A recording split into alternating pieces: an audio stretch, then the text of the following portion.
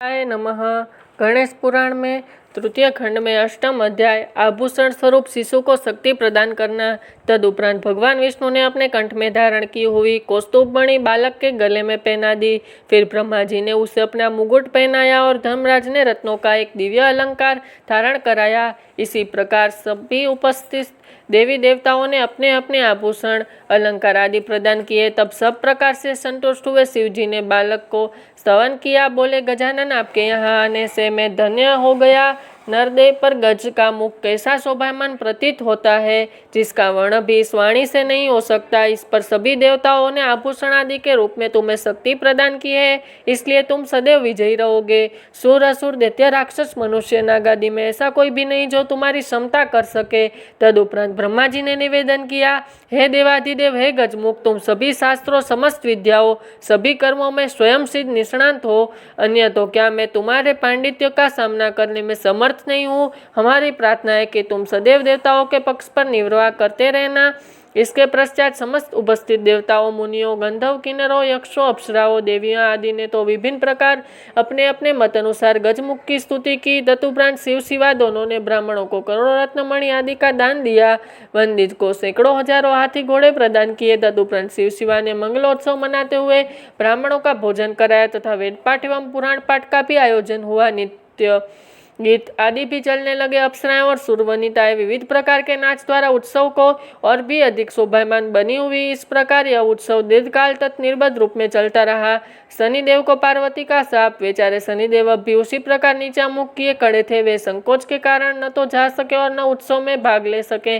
तभी पार्वती जी की दृष्टि शनिदेव पर पड़ी तो उन्हें क्रोध आ गया। शनि सलीजम द्रष्टा पार्वती कोपशालिनी ससाच समान हुई भवेती च। शनिदेव को लज्जा से सिकड़े हुए देखकर क्रोधित हुए पार्वती ने उन्हें शाप दे दिया कि तू सभी के मध्य में ही अंगीन हो जाए। सूर्यदेव, कश्यप तथा यमराज का पार्वती पर क्रोधित होना। पार्वती ने द्वारा सूर्यपुत्र शनि को इस प्रकार शाप दिया जाने पर भगवान सूर्यदेव कुपित हो गए और लाल नेत्रों से देखते हुए बोले, सभी उपस्थित सज्जन देख ले कि गिरिजा ने मेरे पुत्र का वर्थी शाप दिया है। उस बेचारे का किंचित मात्र भी दोष नहीं था। वह दर्शनार्थ आया था और गिरिजा को अनुज्ञा प्राप्त होने पर ही उसने बालक को केवल झलक ही देखी थी। फिर अब जबकि बालक पुनर्जीवित हो गया और उसी उपलक्ष्य में उत्सव भी मनाया जा रहा है, तो इस अवस्था में उसे शाप देने का प्रयोजन ही क्या था। कश्यप और यमराज भी क्रोध हो गए और तीव्रता से कहने लगे, शनि का कोई अपराध नहीं था। जब जो कुछ भविष्य होता था वह होकर ही रहता है। फिर शनेश्वर तो लज्जा से सिर झुकाए खड़ा था, इसलिए उसे अभिशप्त करने की उपेक्षा उस पर दया करनी चाहिए थी। सूर्य देवादि का विष्णु से भी रुष्ट होना। इसी प्रकार कुछ अन्य देवता भी उठ खड़े हुए। क्रोध के कारण उनके नेत्र लाल हो रहे थे, ओष्ठ फड़क रहे थे और आवेग के कारण शरीर कांप रहा था। तभी वे पुनः बोले, इस शाप की प्रमुख अपराधी गिरिजा और दूसरे अपराधी विष्णु है। हम इन दोनों को ही आज ऐसा शाप देंगे कि जीवन भर अपने कर्मफल रूप का स्मरण रखें। यह कहते हुए जगजननी पार्वती जी और श्री हरि को शाप देने के उद्याप हुए देखकर ब्रह्मा जी उठे और उन्होंने उन सबको इस प्रकार समझाया, हे दिनकर, हे कश्यप, हे यमराज एवं अन्य देवगण, इस विवाद को शांत किया जाना ही श्रेयस्कार है। जो कुछ होने वाला था वह हो चुका। बाकी किसी को भी द्वारा शापों का आदान प्रदान होने से हम सभी की हानि होगी, क्योंकि उससे दुष्कर्मी अनुसार अधिक प्रबल हो जाएंगे, जिसके फलस्वरूप हम सभी को तिरस्कृत और भयभीत रहना होगा।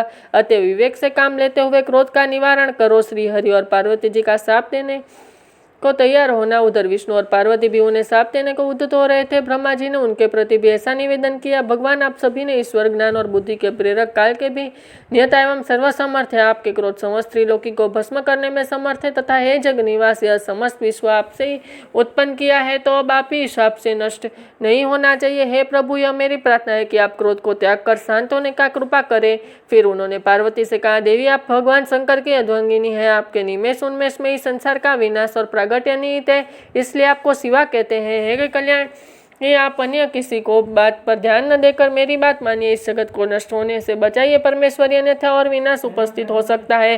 ब्रह्मा जी के इस प्रकार के कोमल एवं सार्गभीत वचन सुनकर महर्षि कश्यप बोले, पितामह, यह बेचारे शनेश्वर तो पत्नी के शाप से दृष्टि दोषी हो गया था और वह तथ्य इसने छिपाने भी नहीं। बालक कि माता ने इसके दृष्टि दोष जानते हुए भी बालक को देखने की आज्ञा दी और तभी उसे देखा था। तब उसके छीन मस्तक होने में इस बेचारे का क्या दोष रहा। तभी सूर्य बोल पड़े, मेरे पुत्र ने धर्म को साक्षी बनाकर बालक की माता से आज्ञा ली। तभी उसके पुत्र की ओर देखा, फिर उस निरपराध को अंग भंग होने का साप ने डाला, इसलिए अंग भंग का रोका जाना पर ही शांति संभव है। यमराज बोले, गिरिजा नंदिनी ने स्वयं ही देखने की आज्ञा दी थी तथा मुझे साक्षी बनाकर शनि ने उस बालक का प्रयत्न पूर्वक स्वरूप ही देखा था। जब बालक अंग भंग होने के पश्चात वह पुनर्जीवित हो गया तो भी शनि को शापित कर डाला। इसलिए यदि हम लोग किसी बधिक को शाप देना चाहते हैं तो उसमें दोषी क्या है।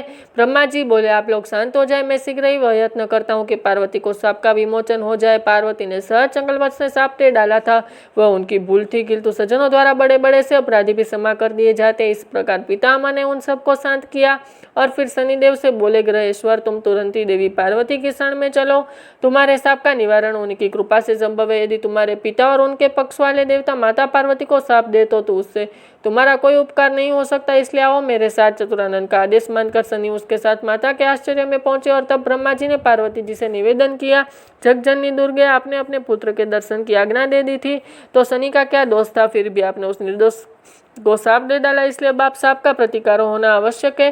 पार्वती द्वारा शनेश्वर को वर प्रदान करना। पार्वती जी ने ब्रह्मा जी की बात पर कुछ देर विचार किया और बोले, पितामह मेरा शाप अमोघ है, उसका व्यर्थ होना किसी भी प्रकार संभव नहीं है। ब्रह्मा जी बोले, गिरिजानंदिनी इसका कुछ उपाय तो करना ही होगा, अन्यथा सूर्य, कश्यप, धर्म आदि देवताओं के कोप से तीनों ही लोग भस्म हो जाएंगे। पार्वती बोले, चतुरानन मैं शाप दे सकती हूँ तो वर भी दे सकती हूँ इसे, और इन्हें पक्ष के सभी देवताओं को मैं वरदान से संतुष्ट कर दूंगी। ब्रह्मन आप उन सभी को यहाँ बुला लीजिए। सूर्य आदि सभी वहाँ बुलाए लाए। उन्होंने आकर जगजननी के चरणों में प्रणाम किया और जय जयकार करते हुए बोले, परमेश्वरी कृपा करे, इस निर्दोष शनेश्वर को अपनी अनुग्रहात्मक दृष्टि से निहारिए। इस प्रकार से सूर्य, कश्यप आदि द्वारा किए गए स्तवन से शिवा संतुष्ट हो गई और शनि को प्रति कहने लगी, ग्रह राजो भवसने मदवाणे हरि प्रिय जीवी च योगिन्द्रो हरि भक्त का विपत है। शनि तुम भगवान श्री हरि को प्रिय हो, मेरे वरदान से ग्रहों के राजा होंगे, योगियों में परम योगी रूप योगिंद्र और चिरंजीवी बनोगे। अरे हरि भक्त का विपत्ति क्या कर सकती है। मेरे यह भी वर है कि भगवान श्री हरि के तुम परम भक्त हो, तुम्हारे हृदय में उनकी दृढ़ भक्ति रहेगी। परम तो वत्स मेरा शाप अमोघ होने के कारण नष्ट तो नहीं हो सकता, किंतु उसके किंचित प्रभाव पांव पर ही पड़कर रह जाएंगे, तुम कुछ लंगड़े हो जाओगे। पार्वती जी के वचन सुनकर शनिदेव को संतुष्ट हुआ, साथ ही सूर्य, कश्यप, धर्म आदि भी संतुष्ट हो गए और गिरिजानंदिनी की स्तुति करने लगे। हे देवी आप महान है, हम तुझ प्राणी आपकी महिमा से कैसे जान सकते हैं। आप संसार की स्वामिनी है, आपकी दृष्टि मात्र से इस संसार का उत्थान और पतन निहित है। यदि आप क्रोधपूर्वक है तो विनाश और प्रसन्न होकर देखती है तो विषय विकास एवं सुखी सुख है।